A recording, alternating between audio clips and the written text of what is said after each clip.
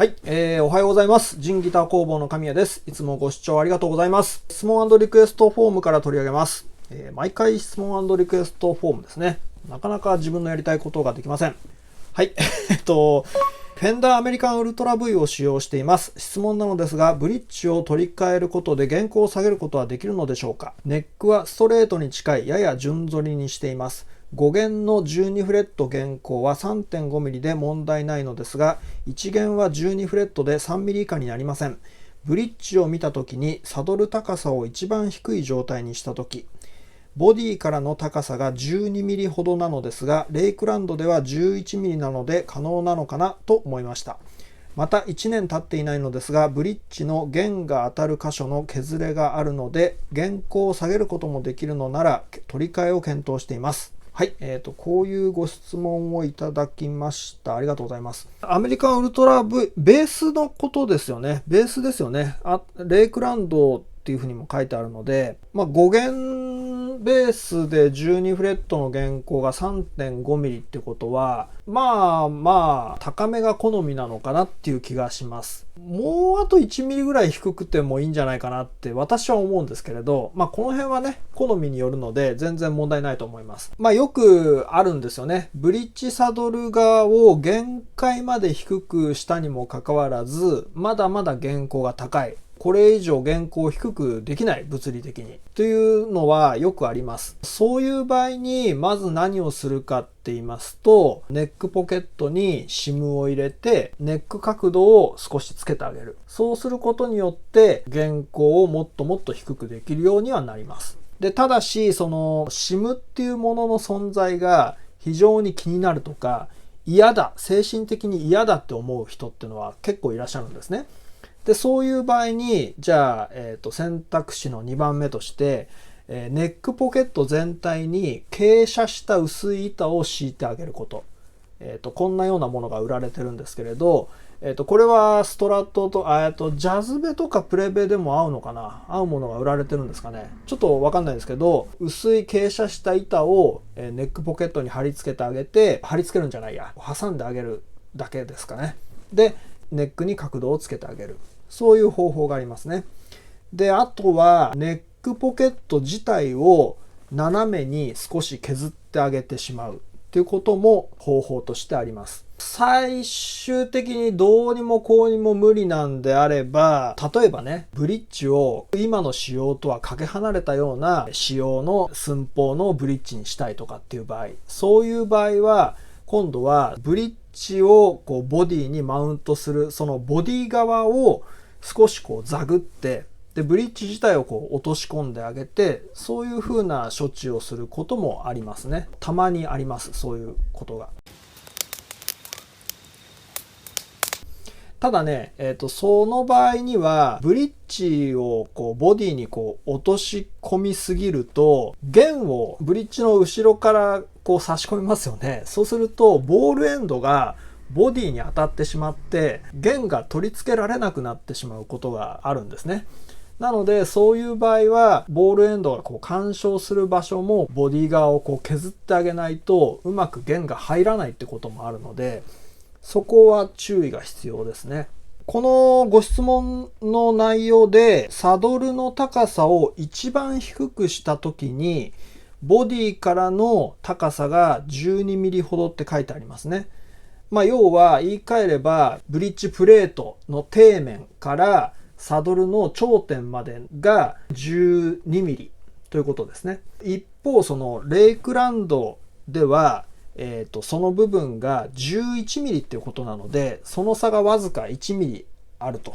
仮にですけれどレイクランドのブリッジに取り替えたとしても 1mm っていうことは12フレット上で 0.5mm しか変わらないんですね。つまりレイクランドに使われているブリッジに交換したところで12フレット上では 0.5mm しか下げることができないっていうことになります。これだとあんまり意味がないですよね。基本的にはブリッジ側で下げた寸法、その半分しか弦高は下がんないので、12フレット上のことですよ。ブリッジサドル側で2ミリ下げられるんだ、やったーなんて思っても、実際に12フレット上では弦高は1ミリしか下がりませんから、この辺は注意が必要ですね。はい。ということなので、ブリッジを交換したからといって、原稿が十分に下げられるかというのは、その交換するものの寸法、仕様によって変わってきます。でね、最後に、後藤さんのカタログとか見ると、いろんな寸法が事細かに書いてあって、非常に親切なんですけれど、一つだけね、抜けてるところがあるんですよ。で、これは後藤さんにぜひ改善していただきたいところなんですけれど、ブリッジサドルを一番低くした時の状態と一番高くした状態の時ですね。限界まで芋ネジを上げていった時の状態。もうこれ以上上がんないかなっていうぐらいの状態の寸法を書いてほしいんですよ。ここの寸法がないと、このブリッジいいなと思って、このギターに合うのかな、このベースに合うのかなっていう風な予測ができないんですよね。ぜひここの寸法を後藤さんには記載してもらいたいところですね。それからもう一つ、ブリッジ交換する際には、オクターブの位置も非常に重要になってきます。これもね、後藤さんのカタログにね、記載してほしいところなんですよね。一弦のブリッジサドルのこの頂点の位置が、前後にいろいろオクターブのネジで調整できるんですけれど、基本この位置にしてくださいっていうような位置にさせた時に、その位置がどこなのかっていうのの記載がないんですよ。この後藤のブリッジのカタログには。なので、そこも記載してほしいですね。で、そこまで分かれば、この図面上、寸法を見て、限りなく正確に、このギターには合うな、このベースにはこのブリッジ合うなとか、合わないなとかっていうのが分かるので、お客さんからご相談されるんですけれど、ブリッジを交換したいと。もうボロボロで錆びてきちゃってどうしようもない。この際だから新品に交換したいんですなんて相談よく受けるんですけれど、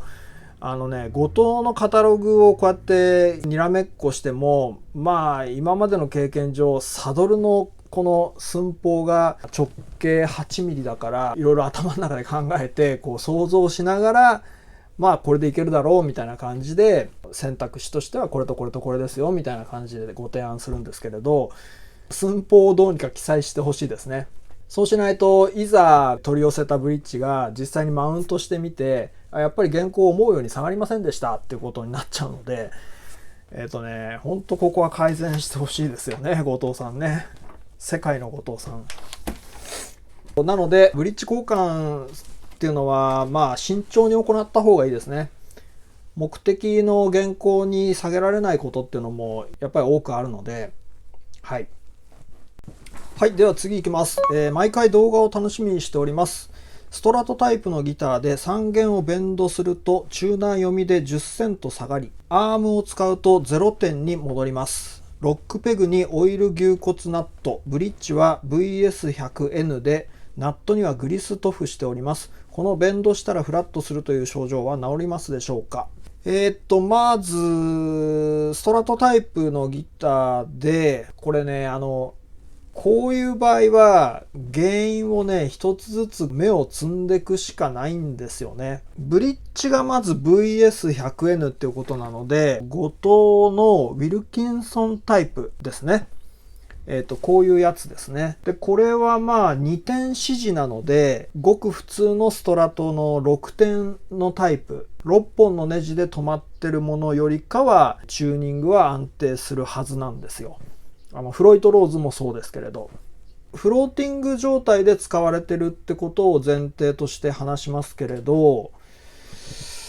なんでしょうね、これね。ペグもロック式なんですよね。で、オイル牛骨ナット。ナットの溝にはさらにグリスまで塗布してあるってことなので、一応対策はしてあるってことですよね。じゃあ、あと考えられると言ったら、ストリングテンションガイドが3、4弦にも使われてるタイプなのであれば、それを外してあげる。ただ外すことによって、ナットからペグへの角度が浅くなってしまって、ナット上で変な風なミョンミョンみたいな音になる可能性があるんですね。ですからそこは注意ですね。もしそうなった場合は、ロック式のペグを高さ調整できるペグにしてあげて、極力下へ調整して弦を張ってあげれば、そのナットからペグまでの角度っていうのは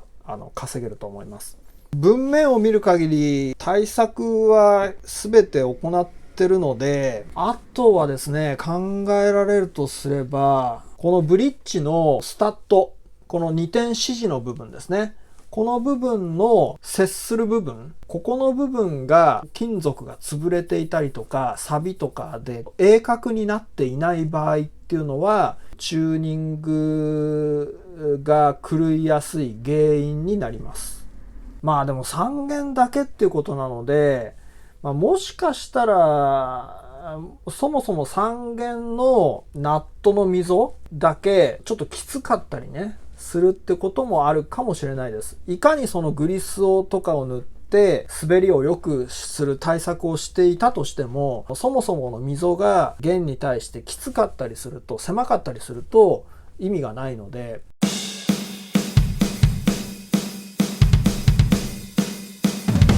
たまになんですけれど、ネックジョイント、デタッチャブルネックであれば、そのボルトですね、ネジ、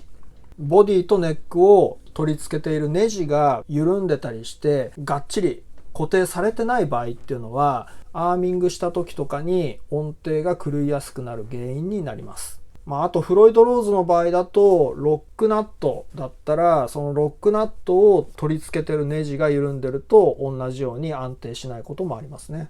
なのでベンドしたらフラットするという症状は治りますでしょうか？わかりません。一つずつ芽を摘んでいくしかないです。ありとあらゆる処置をして対策をしてそれでも治らないんであれば、正直私にも原因不明です、これ分かりません、とりあえずやるべきことは、考えられるべきことは全てやりましたけれど改善できませんでしたっていうふうにお客様にお伝えして返却するっていうこともありますね。皆さんね、結構私いろいろもの知ってて、この人に頼めば何でも解決してくれるんじゃないかって思ってらっしゃるかもしれませんけれど、わからないものはわからないですし、まだまだもうわからないことだらけですから、ある一つの工房さんとかで、リペアマンさんとかで相談したんだけれど、原因がわからなかったと。なので、セカンドオピニオンとして他の方に聞いてみるとかね。で、そういうのはね、全然ありだと思うんですよ。で、私も自分の持てる知識とか技術を駆使していろいろ対策とか改善を試みようとしてやったけれど結果治りませんでしたっていうこともあるので、実際に特にこういうアーミングをした時にチューニングの安定性が得られないっていうこういうパターンっていうのはよくあります。なのでそういう場合っていうのは本当にもう素直に他の方に相談してみてはどうですかっていうふうにちゃんとアドバイスしますし、全然ねそういうのはね恥ずべきことじゃないですからね。はい、ということです。今日はこんな感じですね。またねちょっとね奥さんにはちょっと内緒でね車のパーツを買っちゃいました。 TGS のねサードシートデタッチャブルボルトキットってやつですね。デリカ D5 って、ボクシーとかねみんな3列シートなんですけれど、一番後ろのねサードシートって跳ね上げても幅を取るんですよ。両側に出っ張るというか。なのでいっそのことを簡単に取り外しができないかなと思って、こういうねボルトなんですけどね、これを取り付けることによって使わないときはサードシートは常に取り外しておけるっていう代物なんですよね。つけたいときは手でこうやって締め付けて取り付けられるっていうそういうものなんですけれど、ただね取り外したそのサードシートを置いておく場所っていうのが必要なので、たまたま私の場合ね工房のどっか適当なところに置いとけばまた趣味のものが増えちゃって、はいそんな感じでちょこちょことポチポチをしてますね。まだまだ車の改造は永遠に続きそうでございます。もうギターのことなんてどうでもいいやって最近は思ってます。はい。ということでいかがでしたでしょうか。今度ね、4月の24日日曜日、住谷グッディ富士店でリペアクリニックありますので、もしお時間ある方は、ぜひご参加ください。よろしくお願いいたします。よろしければ高評価ボタンとチャンネル登録お願いします。それでは。